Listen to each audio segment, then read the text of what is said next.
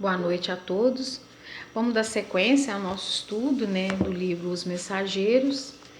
Semana passada a gente leu o capítulo 33, A Caminho da Crosta. Então, assim, eles saíram, lá do posto de socorro, e estavam indo para a terra. Então, mostrou o caminho, como foi difícil, porque como mais próximo vai chegando da terra, vai ficando mais denso, mais pesado. E agora eles chegaram e eles precisavam de um lugar para ter um repouso, para refazer as energias, como o desgaste da viagem foi grande, então eles precisavam repor as energias. E hoje o capítulo é o capítulo 34, Oficina do Nosso Lar. Entre 18 e 19 horas, atingimos uma casa singela de bairro modesto. No longo percurso, através de ruas movimentadas, surpreendi-me sobremaneira por se me deparar quase totalmente novos. Identificava agora a presença de muitos desencarnados de ordem inferior, seguindo os passos de transeunte, vários, ou os colados a eles, ou em abraço singular. Muitos dependuravam-se a veículos, contemplavam nos outros, das sacadas distantes. Alguns em grupo vagavam pelas ruas, formando verdadeiras nuvens escuras, que houvessem baixado repentinamente ao solo. Assustei-me. Não havia notado tais ocorrências nas excursões anteriores ao ciclo carnal. Aniceto, porém, explicou que não fora em vão o auxílio recebido pela intensificação do poder visual. Então, assim, eles tiveram um auxílio, para poder ficar mais apurado o poder de visão deles, Então, assim, das outras vezes que ele tinha vindo à crosta, ele não tinha observado que, assim, então o número de desencarnados é tanto do número que tem encarnado andando na rua, até mais, Então, assim, uns andam nos carros, fazendo as loucuras, Outros do lado o espírito do lado do encarnado, Ou até mesmo até abraçado. Então, assim, sempre próximo. Mas por quê? Por causa da sintonia do próprio encarnado, que se deixa levar e vai... A sintonia dele faz com que aproxime cada vez mais, E ele estava, assim, admirado, porque ele nunca tinha presenciado essa situação antes, Estava em tarefa de observação ativa, com vistas ao aprendizado. Então, como assim, o intuito deles foram despertar essa visão neles, para ele poder passar os ensinamentos para a gente, Não dissimulava, entretanto, minhas surpresas. As sombras sucediam-se como as outras, e posso assegurar que o número de entidades inferiores, invisíveis ao homem comum, não era menor nas ruas ou de pessoas encarnadas, em contínuo vai e vem. Então, assim, os números de desencarnados não ficava inferior ao número dos encarnados, Não havia ali a serenidade dos ambientes de nosso lar, nem a calma relativa do posto de socorro do Campo da Paz. Receios imprevistos instalavam-me na alma. Desagradável choque íntimo assaltava meu coração, sem que lhes pudesse localizar a procedência. Tinha a impressão nítida de havermos mergulhado num oceano de vibrações muito diferente, onde respirávamos com certa dificuldade. Então, assim, com isso ele estava sentindo a diferença, porque no nosso lar é uma harmonia, No posto de socorro também tem aquela tranquilidade, no círculo da Terra não, é aquela turbulência, Então ele sentia dificuldade também em respirar, porque a atmosfera aqui é mais pesada, Nosso instrutor esclarecia que com o tempo seriam dilatados nossos poderes de resistência e que as penosas sensações experimentadas obedeciam à circunstância a ser aquela primeira vez que descíamos ao ambiente da crosta em serviço de análise mais intenso. Como era a primeira vez que eles estavam vindo, Então eles estavam sentindo mais o peso, mas que futuramente seria amenizado, eles não iriam sentir tanto esse impacto, né? Recomendávamos-nos bom ânimo e, sobretudo, a conservação da fortaleza mental, antes qualquer quadro menos desestimáveis que nos desfrontassem de imprevisto. Então, assim, que eles mantessem a sintonia, né, no trabalho que ele seria feito, não se deixasse levar pelas impressões que estava vendo ali, né? Isso não ia atrapalhar totalmente a atmosfera deles e o próprio equilíbrio deles, né? A eficiência do auxílio, exclamava ele, necessita educação persistente. A eficiência do auxílio, exclamava ele, necessita educação persistente. Então, para mantermos no trabalho firme, a gente tem que ter a persistência, né, no auxílio. Não seria possível ajudar alguém prendendo-nos a fraquezas de qualquer espécie. Os conselhos de Aniceto acalmavam minha alma, surpreendida e inquieta, e eu tudo fazia no íntimo para ajustar-me aos alvitres do bondoso orientador, mesmo porque asseverava ele que diversos companheiros adiavam nobres realizações em virtude das manifestações de injustificável receio. Aquela residência de aspecto tão humilde que alcançava agora proporcionava-me carinhosa impressão de conforto. Estava lindamente iluminada por clarões espirituais que recordavam precisamente nossa cidade tão distante. Então ele estava indo naquela casa e ele chegando lá, ele foi reparando, né, que a atmosfera, o ambiente já estava sendo um ambiente mais aconchegante e a impressão que ele teve, né, dos clarões de luzes, né, dos espíritos que ali estavam, né. Fundamente surpreendido, reparei que o nosso orientador se detivera.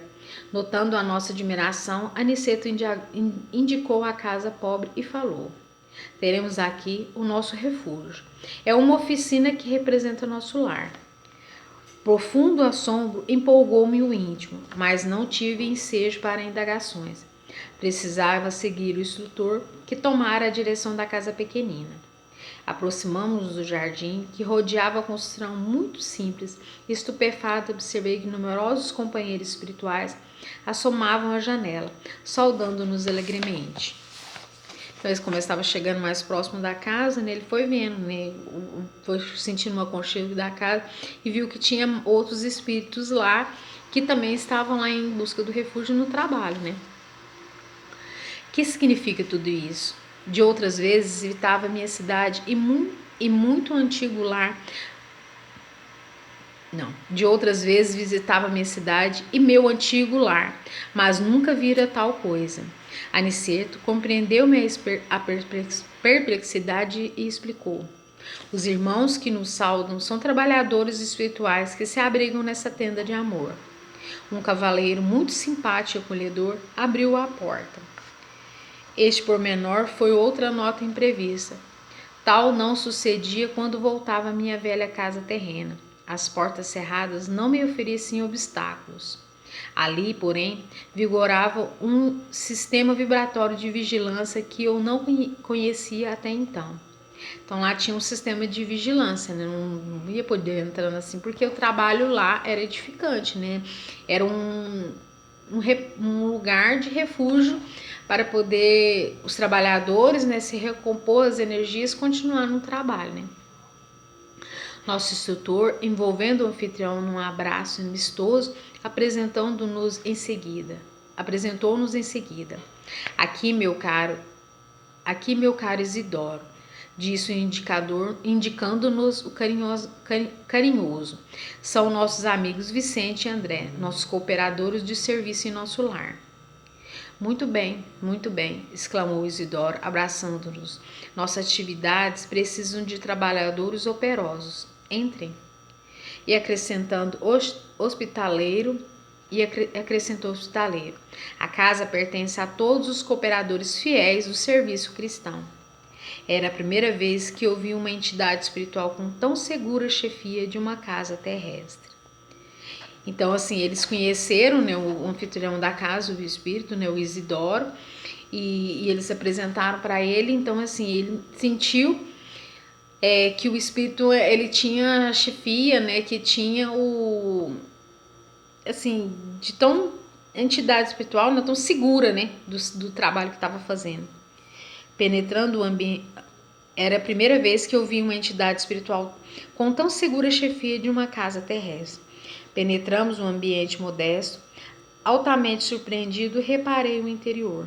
A paisagem material mostrava alguns móveis singelos, velhos quadros a óleo nas paredes alvas.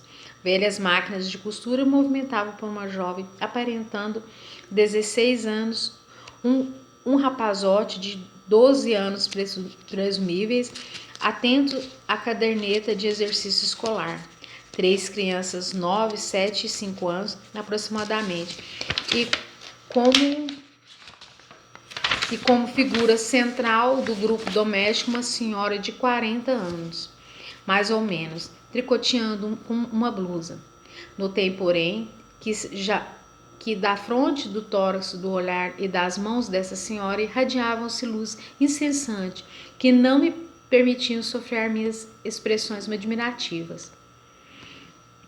Aniceto designou-a respeitoso e falou: temos aqui a nossa irmã Isabel. Para os olhos humanos, ela é a viúva de Isidoro.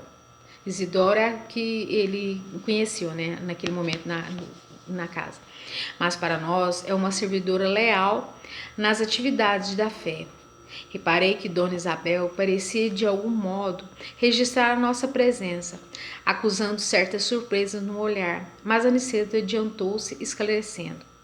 Nossa amiga é senhora de grande nossa amiga é senhora de grande evidência psíquica, mas os benfeitores que nos orientam, os esforços recomendam não se lhes permita a visão total do que se passa em torno de suas faculdades mediúnicas. O conhecimento exato da paisagem espiritual em que vive talvez lhe prejudicasse a tranquilidade. Isabel, portanto, apenas pode ver mais ou menos a 20ª parte dos serviços espirituais em que colabora de modo direto. Então, assim, a Dona Isabel, ela tinha a vidência, ela conseguia ver, via que tinha os espíritos estavam, mas ela não viu o trabalho que estava sendo feito, ela não tinha o poder, eles não permitiam que ela visse com clareza, porque se ela visse ia perturbar ela em vez dela estar ajudando com o pensamento dela, igual ali, ela sempre trabalhando no bem, ela ia estar prejudicando, né, o trabalho deles e prejudicando a própria tranquilidade dela também, né. A essa altura, Isidoro nos indicou pequena sala ao lado e falou a Aniceto em particular. Desculpe-me se não nos posso acompanhar no repouso necessário. Descansem, contudo à vontade. Descansem com tudo à vontade. Tenho serviço urgente na recepção de outros amigos. Nosso mentor agradeceu comovidamente e, acompanhando-o, alcançamos modesto salão, pobremente mobiliado, mas quase repleto de entidades envolvidas em conservação edificante.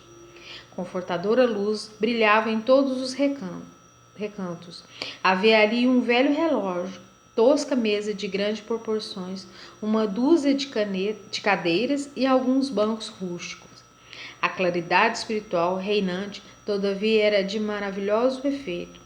Muita gente esclarecida e generoso, muita gente esclarecida e generoso do plano invisível aos humanos aí se reunia. Aniceto cumprimentou os grupos que lhe eram muito íntimos de modo especial e apresentou-nos com bondade de serviço. Então, assim, não tinha só eles, tinham várias outras entidades ali também, né? Sentindo-nos admiração, esclareceu quando nós vimos mais a sós num canto do salão.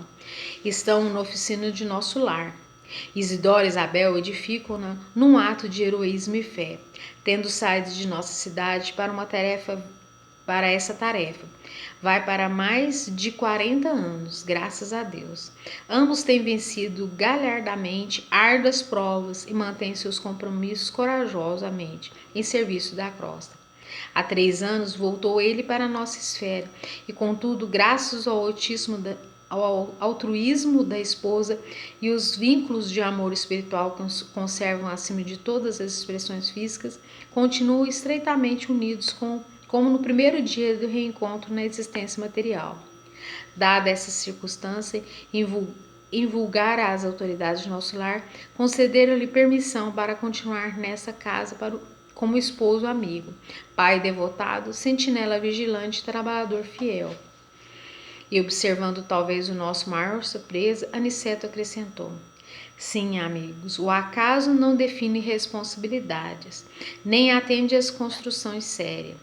A edificação espiritual pede esforço e dedicação. Assim como os navios do mundo necessitam de âncoras firmes para atenderem eficientemente a sua tarefa nos portos, também nós precisamos de irmãos corajosos e abnegados que façam papel de âncora entre as criaturas encarnadas, a fim de que por elas possam os grandes benfeitores da espiritualidade superior se fazerem sentir entre os homens ainda animalizados, ignorantes e felizes. Então, assim, o que eu achei muito interessante aqui fala assim: o acaso não define responsabilidade nem atende à construção séria. A edificação espiritual pede esforço e dedicação. Então, assim, através do trabalho deles, do esforço dele, da dedicação, ele pôde, depois de desencarnar, continuar o trabalho junto com a esposa dele ali naquela oficina, ajudando não somente os encarnados que vieram ali, para os espíritos que vêm ali para poder ajudar os encarnados aqui, né? Para ajudar os espíritos, para poder refazer as energias, o padrão de vibratório deles, ele consegue manter o equilíbrio da tarefa, né? Bom, agora eu vou dar o espaço para quem quiser comentar.